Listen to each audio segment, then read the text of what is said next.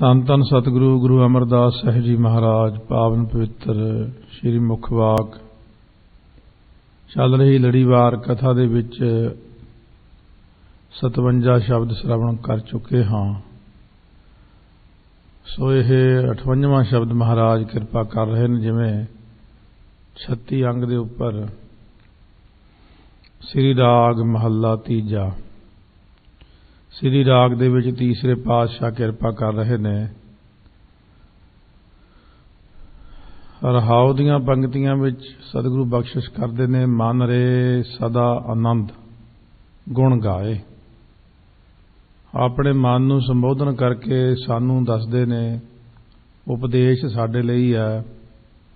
ਇਹ ਮੇਰੇ ਮਨਾ ਪਰਮਾਤਮਾ ਦੇ ਗੁਣ ਗਾ ਤਾਂ ਸਦਾ ਹੀ ਤੈਨੂੰ ਆਨੰਦ ਪ੍ਰਾਪਤ ਹੋਵੇਗਾ, ਕਿਉਂਕਿ ਪਰਮਾਤਮਾ ਆਨੰਦ ਸਰੂਪ ਆਪ ਹੀ ਹੈ। ਸੱਚੀ ਬਾਣੀ ਹਰ ਪਾਈਐ, ਹਰ ਸਿਉ ਰਹਿ ਸਮਾਏ ਰਹਾਓ। ਸੱਚੀ ਗੁਰਾਂ ਦੀ ਉਪਦੇਸ਼ ਬਾਣੀ ਜੋ ਹੈ ਨਾ, ਬਾਣੀ ਪੜ੍ਹ ਪੜ੍ਹ ਕੇ ਇਹਦਾ ਉਪਦੇਸ਼ ਲੈ ਲੈ ਕੇ ਭਾਂਡਾ ਅੰਦਰੋਂ ਤਕੜਾ ਕਰਨਾ। ਗੁਰਬਾਣੀ ਨਾਲ ਅੰਦਰੋਂ ਭਾਂਡਾ ਸ਼ੁੱਧ ਹੋ ਕੇ ਭਾਂਡਾ ਤਕੜਾ ਹੋ ਜਾਂਦਾ ਹੈ। ਤਕੜੀ ਚੀਜ਼ ਨੂੰ ਸੰਭਾਲਣ ਲਈ ਭਾਂਡਾ ਵੀ ਤਕੜਾ ਚਾਹੀਦਾ। ਹਰੀ ਨਾਮ ਜਿਹੜਾ ਨਾ ਪਰਮਾਤਮਾ ਦਾ ਨਾਮ ਹੈ, ਇਹਦੀ ਫਿਰ ਪ੍ਰਾਪਤੀ ਕਰ ਲਈਦੀ ਹੈ ਤਾਂ ਫਿਰ ਵਾਹਿਗੁਰੂ ਨਾਲ ਅਭੇਦ ਹੋ ਕੇ ਜੀਵ ਉਹਦੇ ਵਿੱਚ ਹੀ ਸਮਾਇਆ ਰਹਿੰਦਾ ਹੈ। ਇਹ ਵਿਚਾਰ ਸਤਿਗੁਰੂ ਅੱਜ ਬਖਸ਼ਿਸ਼ ਕਰ ਰਹੇ ਨੇ ਕਿ ਸੱਚੀ ਬਾਣੀ ਹਰ ਪਾਈ ਹੈ। ਸਤਿਗੁਰੂ ਦੇ ਉਪਦੇਸ਼ ਤੋਂ ਸੇਧ ਪ੍ਰਾਪਤ ਕਰਨੀ ਹੈ। ਬਹੁਤ ਸਾਰੇ ਮਨੁੱਖ ਕਈ ਵਾਰੀ ਸਿਮਰਨ ਉੱਤੇ ਜ਼ਿਆਦਾ ਜ਼ੋਰ ਵੀ, ਇਕੱਲਾ ਸਿਮਰਨ ਹੀ ਠੀਕ ਹੈ, ਬਾਣੀ ਦੀ ਲੋੜ ਨਹੀਂ। ਸੋ ਉਹਨਾਂ ਨੂੰ ਅਸੀਂ ਵੀ ਬੇਨਤੀ ਕਰਾਂਗੇ ਕਿ ਜੇ ਗਲਤ ਕਿਸੇ ਹੋਰ ਨੇ ਤੁਹਾਨੂੰ ਭਰਮ ਭੁਲੇਖਾ ਪਾ ਦਿੱਤਾ, ਇਹ ਦੂਰ ਕਰ ਲਓ ਆਪਣਾ। ਬਾਣੀ ਮੂਲ ਹੈ ਸਾਡਾ। ਬਾਣੀ ਇਸ ਤਰ੍ਹਾਂ ਜਿਵੇਂ ਦੁੱਧ, ਜੇ ਦੁੱਧ ਹੈ ਤਾਂ ਖੋਆ, ਪਨੀਰ, ਦਹੀਂ, ਮੱਖਣ, ਘਿਓ ਸਭ ਕੁਝ ਬਣ ਸਕਦਾ। ਜੇ ਦੁੱਧ ਹੀ ਨਹੀਂ ਤਾਂ ਫਿਰ ਕਿੱਥੋਂ ਲਿਆਵਾਂਗੇ ਖੋਆ, ਮੱਖਣ, ਪਨੀਰ। ਇਸੇ ਤਰ੍ਹਾਂ ਬਹੁਤ ਸਾਰੇ ਲੋਕ ਕਹਿੰਦੇ ਇਕੱਲਾ ਸਿਮਰਨ ਦੀ ਜੇ ਇਕੱਲੇ ਦੀ ਲੋੜ ਹੁੰਦੀ ਤਾਂ ਗੁਰੂ ਗ੍ਰੰਥ ਸਾਹਿਬ ਦੇ ਵਿੱਚ ਵਾਹਿਗੁਰੂ ਵਾਹਿਗੁਰੂ ਲਿਖ ਕੇ ਸਰੂਪ ਇਕੱਲਾ ਹੀ ਬਣਾ ਦਿੰਦੇ। ਪਰ ਮਹਾਰਾਜ ਕਹਿੰਦੇ ਨੇ ਸੱਚੀ ਬਾਣੀ ਹਰ ਪਾਈ ਹੈ। ਬਾਣੀ ਦੀ ਪਹਿਲਾਂ ਲੋੜ ਹੈ। ਬਹੁਤ ਬਾਣੀ ਪੜ੍ਹ ਕੇ ਹੀ ਫਿਰ ਸਿਮਰਨ ਮਿਲਦਾ। ਗੁਰਬਾਣੀ ਦੇ ਨਾਲ ਸਾਨੂੰ ਕਈ ਤਰ੍ਹਾਂ ਦੀ ਸੇਧ ਮਿਲਦੀ। ਗੁਰਬਾਣੀ ਮਾਤਾ ਹੈ ਅਤੇ ਸਿਮਰਨ ਸਾਡਾ ਪਿਤਾ ਹੈ। ਇਸ ਕਰਕੇ ਬਾਣੀ ਨੇ ਸਾਨੂੰ ਇਸ ਬਾਣੀ ਤੇ ਹਰ ਨਾਮ ਪਾਏਂਦਾ। ਸਤਿਗੁਰੂ ਮਹਾਰਾਜ ਬਖਸ਼ਿਸ਼ ਕਰਦੇ ਨੇ। ਸ੍ਰੀ ਰਾਗ ਤੀਸਰੇ ਪਾਤਸ਼ਾਹ ਗੁਰੂ ਅਮਰਦਾਸ ਸਾਹਿਬ ਜੀ ਮਹਾਰਾਜ, ਜਿਨ੍ਹਾਂ ਨੇ ਦੇਖੋ ਇੰਨਾ ਸਿਮਰਨ ਵੀ ਕੀਤਾ ਪਰ ਬਾਣੀ ਆਪ ਧੁਰ ਕੀ ਬਾਣੀ ਰਚੀ ਹੈ। ਤਿੰਨਾ ਆਨੰਦ ਸਦਾ ਸੁਖ ਹੈ, ਜਿਨ੍ਹਾਂ ਸੱਚ ਨਾਮ ਆਧਾਰ। ਹੁਣ ਜਿਨ੍ਹਾਂ ਨੂੰ ਸੱਚੇ ਨਾਮ ਦਾ ਆਧਾਰ ਹੈ, ਆਸਰਾ ਹੈ, ਜਿਨ੍ਹਾਂ ਨੇ ਸੱਚੇ ਨਾਮ ਨੂੰ ਆਪਣਾ ਆਸਰਾ ਬਣਾਇਆ, ਸਾਚਾ ਨਾਮ ਮੇਰਾ ਆਧਾਰੋ, ਸਾਚ ਨਾਮ ਆਧਾਰ ਮੇਰਾ। ਜਿਨ ਭੁੱਖਾਂ ਸਭ ਗਵਾਈਆਂ, ਕਰ ਸ਼ਾਂਤ ਸੁਖ ਮਨ ਆਏ ਵਸਿਆ। ਜਿਨ ਇੱਛਾ ਸਭ ਪੁਜਾਈਆ, ਸਦਾ ਕੁਰਬਾਨ ਕੀਤਾ ਗੁਰੂ ਵਿਟੋਂ। ਜਿਸ ਦੀਆਂ ਇਹ ਵਡਿਆਈਆਂ, ਕਹਿ ਨਾਨਕ ਸੁਣੋ ਸੰਤੋ ਸ਼ਬਦ ਤਰੋ ਪਿਆਰੋ। ਸਾਚਾ ਨਾਮ ਮੇਰਾ ਆਧਾਰੋ। ਜਿਨ੍ਹਾਂ ਨੇ ਨਾਮ ਨੂੰ ਹੀ ਆਪਣਾ ਆਸਰਾ ਬਣਾਇਆ, ਮੇਰੀ ਨਾਮ ਮੇਰੀ ਰੋਟੀ ਹੈ, ਨਾਮ ਹੀ ਮੇਰਾ ਪਾਣੀ ਹੈ, ਨਾਮ ਹੀ ਮੇਰਾ ਜੀਵਨ ਹੈ, ਨਾਮ ਹੀ ਮੇਰੇ ਪ੍ਰਾਣ ਨੇ। ਮਹਾਰਾਜ ਕਹਿੰਦੇ ਉਹਨਾਂ ਨੂੰ ਸਦਾ ਹੀ ਸੁੱਖ ਅਤੇ ਆਨੰਦ ਦੀ ਪ੍ਰਾਪਤੀ ਹੋ ਜਾਂਦੀ। ਪਿੱਛੇ ਬਹੁਤ ਕੁਝ ਗੁਰੂ ਨਾਨਕ ਸਾਹਿਬ ਨੇ ਆਪਾਂ ਨੂੰ ਦੱਸਿਆ ਹੈ। ਗੁਰਬਾਣੀ ਦੇ ਰਾਹੀਂ ਜਿਨ੍ਹਾਂ ਨੇ ਆਸਰਾ ਗ੍ਰਹਿਣ ਕੀਤਾ ਹੈ, ਗੁਰ ਸ਼ਬਦੀ ਸੱਚ ਪਾਇਆ ਦੁਖ ਨਿਵਾਰਨਹਾਰ, ਜਿਨ੍ਹਾਂ ਨੇ ਗੁਰੂ ਦੇ ਸ਼ਬਦ ਦੀ ਵਿਚਾਰ ਕੀਤੀ, ਸ਼ਬਦ ਨੂੰ ਧਾਰਨ ਕੀਤਾ, ਸ਼ਬਦ ਦੇ ਅਨੁਸਾਰ ਹੋ ਕੇ ਚੱਲੇ ਨੇ, ਉਹਨਾਂ ਨੇ ਸੱਚੇ ਵਾਹਿਗੁਰੂ ਦੀ ਪ੍ਰਾਪਤੀ ਕਰ ਲਈ। ਸਾਰੇ ਦੁੱਖਾਂ ਦੀ ਨਿਵਰਤੀ ਕਰਨ ਵਾਲਾ ਜੋ ਪਰਮੇਸ਼ਰ ਹੈ ਉਹਨਾਂ ਨੂੰ ਪ੍ਰਾਪਤ ਹੋ ਗਿਆ, ਕਿਉਂਕਿ ਉਹਨਾਂ ਨੇ ਹੁਕਮ ਮੰਨਿਆ। ਉਪਦੇਸ਼ ਜਿਹੜਾ ਗੁਰੂ ਸਾਹਿਬ ਦਾ ਹੈ, ਇਸ ਉੱਤੇ ਹੀ ਅਮਲ ਕਰਕੇ ਜੀਵਨ ਨੂੰ ਬਤੀਤ ਕਰਨਾ। ਹਰ ਮਨੁੱਖ ਆਪਣੀ ਇੱਕ ਵੱਖਰੀ ਹੋਂਦ ਦਿਖਾਉਣ ਲਈ ਦੁਨੀਆ ਅੰਦਰ ਕੁਝ ਨਵਾਂ ਕਰਦਾ, ਇਸੇ ਕਰਕੇ ਉਹ ਫਿਰ ਕੋਈ ਨਵੀਂ ਜੀ ਚੀਜ਼ ਦੁਨੀਆ ਨੂੰ ਸੁਣਾ ਦਿੰਦਾ। ਇਹ ਚੀਜ਼ਾਂ ਸੰਸਾਰੀ ਕੰਮਾਂ ਵਿੱਚ ਤਾਂ ਚਲਾ ਲਓ, ਪਰ ਗੁਰਬਾਣੀ ਉੱਤੇ ਐਸਾ ਪ੍ਰੈਕਟੀਕਲ ਨਾ ਕਰੋ। ਜੋ ਗੁਰੂ ਸਾਹਿਬ ਨੇ ਸਾਨੂੰ ਦੇ ਦਿੱਤਾ ਹੈ ਉਹੀ ਠੀਕ ਹੈ। ਸਦਾ ਸਦਾ ਸਾਚੇ ਗੁਣ ਗਾਵਹਿ, ਸਾਚੈ ਨਾਏ ਪਿਆਰ। ਮਹਾਰਾਜ ਕਹਿੰਦੇ ਸਦਾ ਸਦਾ, ਜੋ ਸਦਾ ਹੀ ਨਿਤ ਰੂਪ ਪਰਮਾਤਮਾ ਹੈ, ਸਦਾ ਹੀ ਰਹਿਣ ਵਾਲਾ ਹੈ, ਉਸ ਵਾਹਿਗੁਰੂ ਦੇ ਸੱਚੇ ਪਰਮੇਸ਼ਰ ਦੇ ਗੁਣਾਂ ਨੂੰ ਸਦਾ ਹੀ ਗਾਉਣਾ ਕਰੇ ਇਨਸਾਨ, ਅਤੇ ਸੱਚੇ ਨਾਮ ਦੇ ਵਿੱਚ ਪਿਆਰ ਕਰੇ। ਜਿਵੇਂ ਮਾਇਆ ਵਿੱਚ ਪਿਆਰ ਹੈ, ਮਾਇਆ ਜੇ ਇੱਕ ਪੈਸਾ ਵੀ ਹੋਵੇ ਉਹ ਬੰਦੇ ਨੂੰ ਕਈ ਸਿੱਟਦੇ ਨਹੀਂ ਸਿੱਟਦਾ, ਬਹੁਤ ਪਿਆਰ ਹੈ। ਮਹਾਰਾਜ ਕਹਿੰਦੇ ਤੁਸੀਂ ਨਾਮ ਦੇ ਵਿੱਚ ਪਿਆਰ ਕਰੋ ਗੁਰਸਿੱਖ।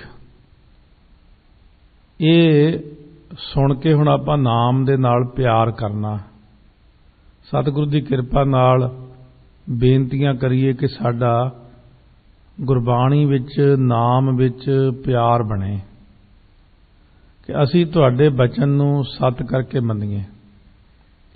ਕਿਰਪਾ ਕਰਕੇ ਆਪਣੀ ਦਿੱਤੋਂ ਭਗਤ ਭੰਡਾਰ। ਵਾਹਿਗੁਰੂ ਜੀ ਨੇ ਆਪਣੀ ਕਿਰਪਾ ਕਰਕੇ ਨਾ, ਕਿਰਪਾ ਦ੍ਰਿਸ਼ਟੀ ਜਿਹੜੀ ਹੈ ਨਾ ਨਾਲ ਤੱਕਿਆ, ਕਿਰਪਾ ਦ੍ਰਿਸ਼ਟੀ ਨਾਲ ਤੱਕ ਕੇ ਫਿਰ ਗੁਰਮੁਖਾਂ ਨੂੰ ਭਗਤੀ ਦਾ ਭੰਡਾਰਾ ਦਿੱਤਾ। ਕਿਰਪਾ ਦ੍ਰਿਸ਼ਟੀ ਨਾਲ ਤੱਕ ਕੇ ਫਿਰ ਭਗਤੀ ਦੇ ਭੰਡਾਰੇ ਕਿਣਕਾ ਬਹੁਤ ਹੈ ਉਹਦਾ। ਜਿਨ੍ਹਾਂ ਨੂੰ ਵੰਡਣ ਲਾਇਆ ਭਗਤੀ, ਉਹਨਾਂ ਨੂੰ ਬਹੁਤ ਹੀ ਜ਼ਿਆਦਾ ਕਿਰਪਾ ਕਰਕੇ ਭਗਤੀ ਵੰਡਣ ਦਾ ਭੰਡਾਰਾ ਦੇ ਦਿੰਦੇ ਨੇ। ਮਨ ਰੇ ਸਦਾ ਆਨੰਦ ਗੁਣ ਗਾਏ। ਗੁਣਾਂ ਨੂੰ ਗਾ ਬਈ ਮੇਰਿਆ ਮਨਾ, ਤੂੰ ਵੀ ਗਾ, ਆਨੰਦ ਪ੍ਰਾਪਤ ਹੋਵੇ। ਫਜ਼ੂਲ ਦੀਆਂ ਗੱਲਾਂ ਦੇ ਨਾਲ ਆਨੰਦ ਪ੍ਰਾਪਤ ਨਹੀਂ ਹੁੰਦਾ ਇਨਸਾਨ ਨੂੰ। ਗੁਣਾਂ ਦਾ ਗਾਇਨ ਕਰੇ। ਸੋ ਇਸ ਕਰਕੇ ਹਮੇਸ਼ਾ ਗੁਣਾਂ ਦਾ ਗਾਇਨ ਕਰਨਾ। ਸੰਤ ਬਾਬਾ ਨੇਚਲ ਸਿੰਘ ਜੀ ਜਗਾਦਰੀ ਵਾਲੇ ਬਹੁਤ ਉੱਚੀ ਹਸਤੀ ਮਹਾਂਪੁਰਖ ਪੰਥ ਵਿੱਚ ਹੋਏ ਨੇ। ਉਹਨਾਂ ਦੇ ਨਾਲ ਜਦੋਂ ਪ੍ਰੇਮੀ ਤੁਰਦੇ ਸੀ, ਕਾਫੀ ਬਿਰਧ ਸਨ, ਉਹ ਕਹਿੰਦੇ ਗੱਲ ਨਹੀਂ ਕਰਨੀ, ਮੂਲ ਮੰਤਰ ਕਰੀ ਜਾਓ ਮੇਰੇ ਨਾਲ। ਉਹਨਾਂ ਦੇ ਨਾਲ ਹਰ ਵਕਤ ਮੂਲ ਮੰਤਰ ਪ੍ਰੇਮੀ ਪੜ੍ਹਦੇ ਹੀ ਰਹਿੰਦੇ ਸੀ। ਉਹ ਕਿਸੇ ਨੂੰ ਬੋਲਣ ਨਹੀਂ ਸੀ ਦਿੰਦੇ। ਕੀ ਬੋਲੇਗਾ, ਕੁਛ ਨਹੀਂ ਬੋਲਣ ਦਿੰਦੇ, ਤੁਰੇ ਆਓ ਮੂਲ ਮੰਤਰ ਪੜ੍ਹਦੇ ਆਓ। ਇਸ ਤਰ੍ਹਾਂ ਜਿਨ੍ਹਾਂ ਦੇ ਜੀਵਨ ਦੇਖੇ ਹੋਏ ਨੇ ਭਗਤਾਂ ਦੇ, ਉਹ ਸਦਾ ਹੀ ਆਨੰਦ ਮਾਣਦੇ ਨੇ। ਸੱਚੀ ਬਾਣੀ ਹਰ ਪਾਈ ਐ, ਹਰ ਸਿਉ ਰਹਿ ਸਮਾਏ ਰਹਾਓ। ਸਤਿਗੁਰੂ ਕਹਿੰਦੇ ਜਿਹੜੀ ਗੁਰਾਂ ਦੀ ਬਾਣੀ ਹੈ ਨਾ, ਸੱਚੀ ਹੈ ਇਹ।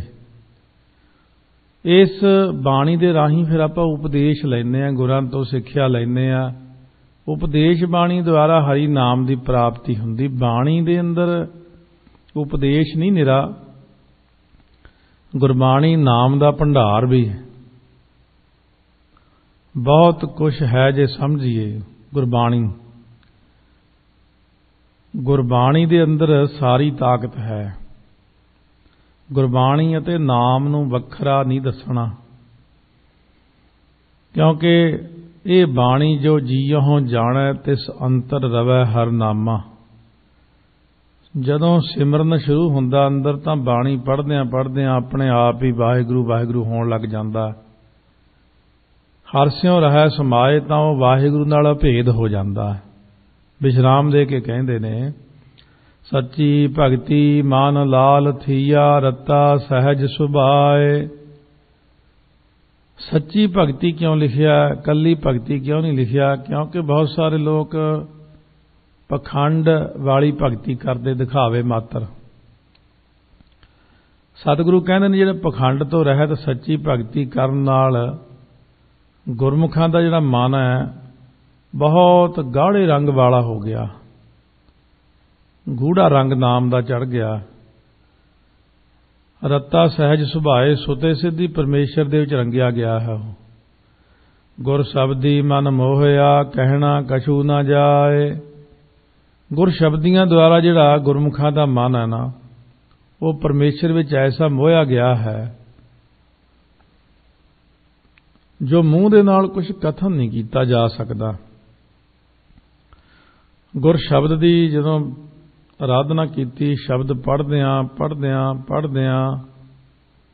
ਪਹਿਲਾਂ ਤਾਂ ਕੁਝ ਵੀ ਨਹੀਂ ਹੁੰਦਾ, ਫਿਰ ਹੌਲੀ ਹੌਲੀ ਸ਼ਬਦ ਮਨ ਦੇ ਅੰਦਰ ਪ੍ਰਵੇਸ਼ ਕਰਨਾ ਸ਼ੁਰੂ ਕਰਦਾ। ਜਿਉਂ ਹੀ ਸ਼ਬਦ ਮਨ ਅੰਦਰ ਪ੍ਰਵੇਸ਼ ਹੋਇਆ, ਉਸੇ ਵਕਤ ਹਿਰਦੇ ਦੇ ਅੰਦਰ ਜਿਤਨੇ ਵਿਕਾਰ ਨੇ ਦੌੜਨੇ ਸ਼ੁਰੂ ਹੋ ਜਾਂਦੇ ਨੇ। ਉੱਥੇ ਬਿਲਕੁਲ ਸਾਫ਼ ਸਫਾਈ ਹੋ ਕੇ ਆਪਣੇ ਆਪ ਹੀ ਨਾਮ ਦਾ ਅਭਿਆਸ ਪਰ ਆਰੰਭ ਹੋ ਜਾਂਦਾ। ਉਹ ਚੀਜ਼ਾਂ ਜਿਹੜੀਆਂ ਸਾਨੂੰ ਦਬਾ ਕੇ ਬੈਠੀਆਂ ਸੀ, ਨਾਮ ਵਾਲੇ ਪਾਸੇ ਤੁਰਨ ਨਹੀਂ ਸੀ ਦਿੰਦੀਆਂ, ਜੀਵ ਨੂੰ ਕਮਜ਼ੋਰ ਕੀਤਾ ਹੋਇਆ ਸੀ, ਗੁਰਬਾਣੀ ਜੀਵ ਨੂੰ ਤਕੜਾ ਕਰਦੀ। ਇਸ ਕਰਕੇ ਸਤਿਗੁਰੂ ਮਹਾਰਾਜ ਸੱਚੇ ਪਾਤਸ਼ਾਹ ਕਹਿੰਦੇ ਨੇ, ਗੁਰ ਸ਼ਬਦੀ ਸਾਰਾ ਕੁਝ ਹੋ ਜਾਂਦਾ ਗੁਰੂ ਦੇ ਸ਼ਬਦ ਦੁਆਰਾ। ਜਿਹਵਾ ਰਤੀ ਸ਼ਬਦ ਸੱਚਾ ਅੰਮ੍ਰਿਤ ਪੀਵੈ ਰਸ ਗੁਣ ਗਾਏ। ਹੁਣ ਗੁਰਮੁਖਾਂ ਦੀ ਜਿਹੜੀ ਜ਼ੁਬਾਨ ਹੈ ਉਹ ਹਮੇਸ਼ਾ ਹੀ ਜਿਹਵਾ ਰਤੀ ਸ਼ਬਦ ਸੱਚਾ ਹੈ। ਉਹ ਸੱਚੇ ਸ਼ਬਦ ਦੇ ਵਿੱਚ ਬਾਣੀ ਪੜ੍ਹਨ ਵਿੱਚ ਲੱਗੀ ਰਹਿੰਦੀ ਹੈ। ਮੂਲ ਮੰਤਰ ਦਾ ਅਭਿਆਸ, ਗੁਰ ਮੰਤਰ ਦਾ ਅਭਿਆਸ, ਨਿਤਨੇਮੀ ਪ੍ਰੇਮੀ, ਇਹ ਸਾਰਿਆਂ ਲਈ ਨਹੀਂ ਸਾਰੀਆਂ ਗੱਲਾਂ ਹੁੰਦੀਆਂ।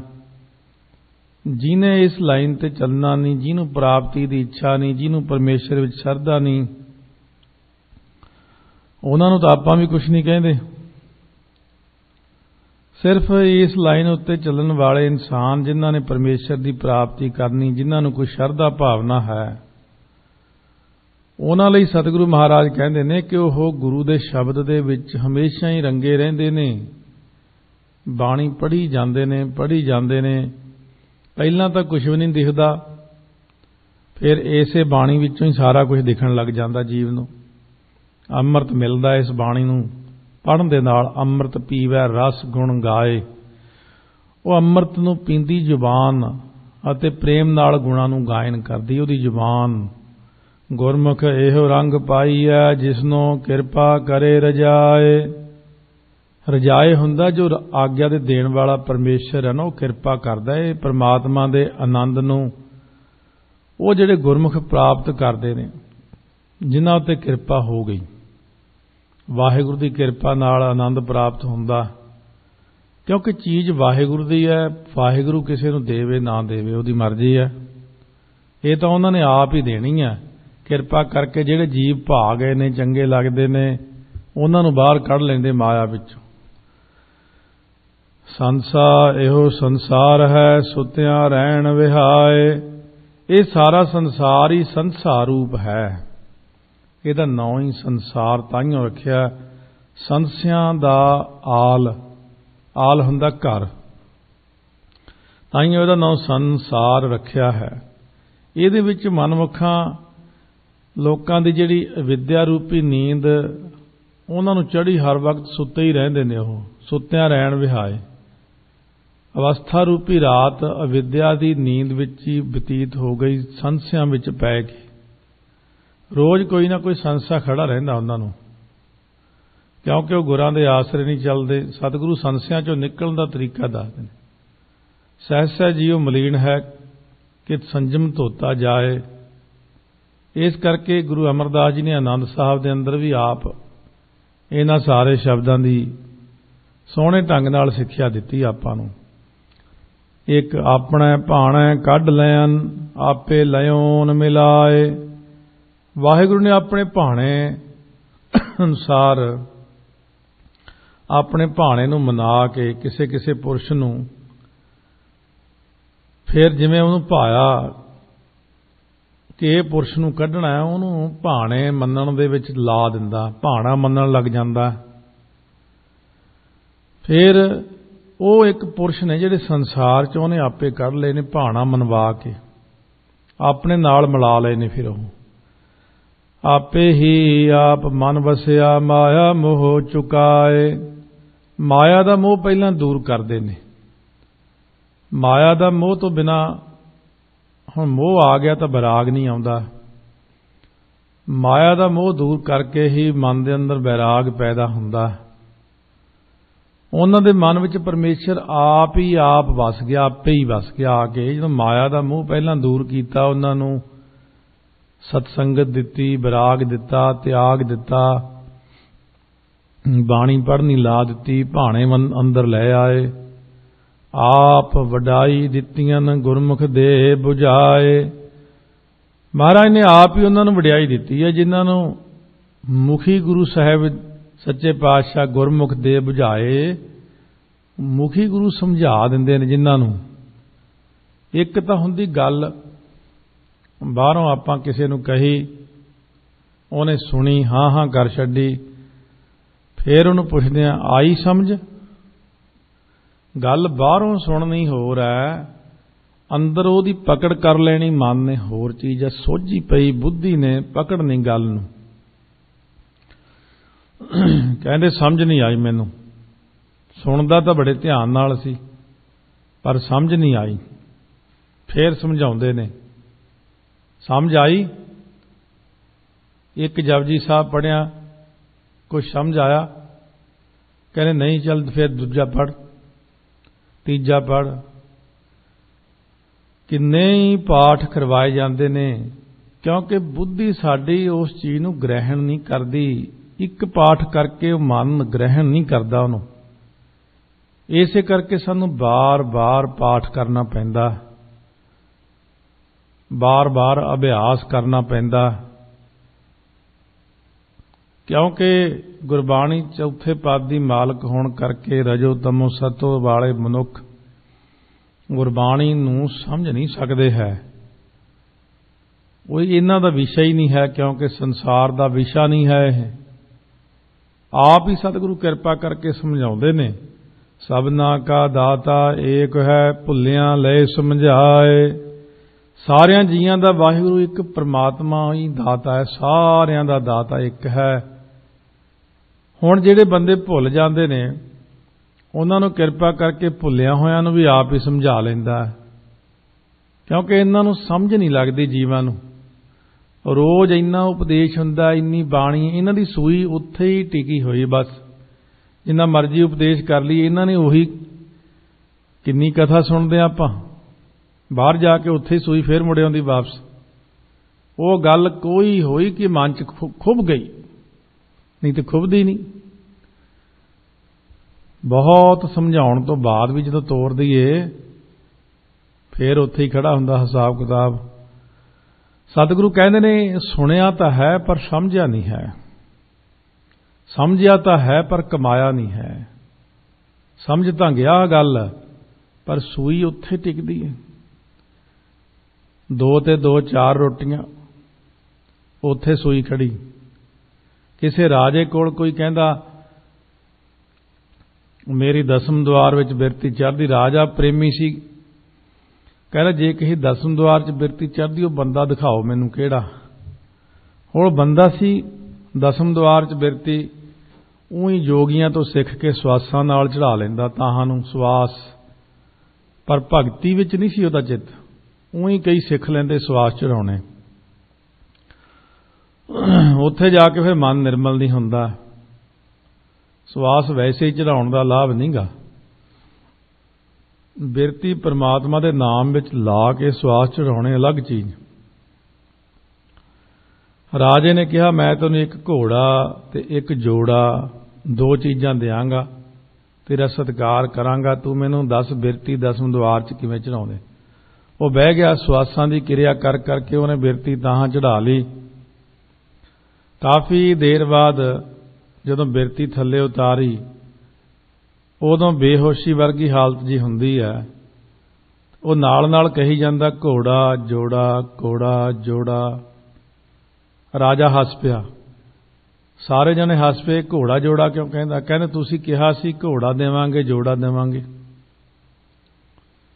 ਕਹਿਣ ਤੋਂ ਭਾਵ ਕਿ ਉੱਥੇ ਹੀ ਖੜੀ ਬਿਰਤੀ ਘੋੜੇ ਤੇ ਜੋੜੇ ਵਿੱਚ। ਮਹਾਰਾਜ ਸੱਚੇ ਪਾਤਸ਼ਾਹ ਕਹਿੰਦੇ ਨੇ ਇਹ ਜਿਹੜੇ ਲੋਕ ਨੇ ਇਹਨਾਂ ਨੂੰ ਪਰਮਾਤਮਾ ਸਮਝਾਉਂਦੇ ਨੇ, ਗੁਰਬਾਣੀ ਨਾਲ ਸਮਝਾਉਂਦੇ ਨੇ, ਪਰ ਇਹ ਉੱਥੇ ਹੀ ਖੜੇ ਨੇ। ਖਿੱਚ ਖਿੱਚ ਕੇ ਤੋਰਨੇ ਪੈਂਦੇ ਨੇ, ਧੱਕ ਕੇ ਤੋਰਨੇ ਪੈਂਦੇ ਨੇ। ਇੱਕ ਆਪੇ ਆਪ ਖਵਾਇਨ ਦੂਜਾ ਛੱਡਣ ਲਾਏ। ਮਹਾਰਾਜ ਕਹਿੰਦੇ ਇੱਕ ਜਿਹੜੇ ਮਨਮੁਖ ਲੋਕ ਨੇ ਉਹਨਾਂ ਨੂੰ ਆਪ ਹੀ ਕਰਮਾਂ ਅਨੁਸਾਰ ਆਪਣੇ ਸਰੂਪ ਵੱਲੋਂ ਆਪ ਹੀ ਭੁਲਾ ਦਿੱਤਾ ਹੈ ਅਤੇ ਉਹਨਾਂ ਨੂੰ ਦਵੈਸ਼ ਭਾਅ 'ਚ ਲਗਾਤਾ ਆਪ ਹੀ ਮਨਮੁਖ ਲੋਕਾਂ ਨੂੰ। ਗੁਰਮਤੀ ਹਰ ਪਾਈਐ ਜੋਤੀ ਜੋਤ ਮਿਲਾਏ। ਸਤਿਗੁਰੂ ਜੀ ਦੀ ਜਿਹੜੀ ਸਿੱਖਿਆ ਨਾ ਗੁਰਮਤ ਹੈ, ਇਹਦੇ ਦੁਆਰਾ ਹਰੀ ਵਾਹਿਗੁਰੂ ਨਾਮ ਨੂੰ ਜਪਣਾ ਕਰੀਦਾ ਹੈ, ਜਪਣਾ ਪ੍ਰਾਪਤ ਕਰੀਦਾ ਹੈ। ਸਿੱਖਿਆ ਲਈ ਦੀ ਪਹਿਲਾਂ ਤਾਂ ਜਿਹੜੀ ਜੋਤੀ ਸਰੂਪ ਪਰਮਾਤਮਾ ਉਹਦੇ ਵਿੱਚ ਆਪਣੀ ਜੋਤ ਮਿਲਾ ਲਈਦੀ ਹੈ। ਜੋਤ ਮਿਲ ਜਾਂਦੀ, ਜੋਤ ਮਿਲੀ ਸੰਗ ਜੋਤ ਰਹਿਆ ਘਾਲ ਦਾ। ਮਿਹਨਤ ਕਰਕੇ ਆਪਣੀ ਜੋਤ ਪਰਮਾਤਮਾ ਵਿੱਚ ਲੀਨ ਕਰਨੀ, ਇਹ ਸਾਡੀ ਮਨੁੱਖਤਾ ਦੀ ਮਨੁੱਖਾ ਜਨਮ ਦੀ ਵੱਡੀ ਪ੍ਰਾਪਤੀ ਹੈ। ਇੱਕ ਬਸ ਇਹੀ ਪ੍ਰਾਪਤ ਕਰਨਾ ਆਪਾਂ ਨੇ। ਅੰਦਿਨ ਨਾਮੇ ਰਤਿਆ ਨਾਨਕ ਨਾਮ ਸਮਾਏ। ਜਿਹੜੇ ਰਾਤ ਦਿਨ ਵਾਹਿਗੁਰੂ ਦੇ ਨਾਮ ਦੇ ਵਿੱਚ ਜੁੜੇ ਹੀ ਰਹਿੰਦੇ ਨੇ, ਉਹ ਨਾਮੀ ਦੇ ਵਿੱਚ ਸਮਾ ਜਾਂਦੇ ਨੇ, ਪਰਮਾਤਮਾ ਦੇ ਵਿੱਚ ਅਭੇਦ ਹੋ ਜਾਂਦੇ ਨੇ। ਉਹ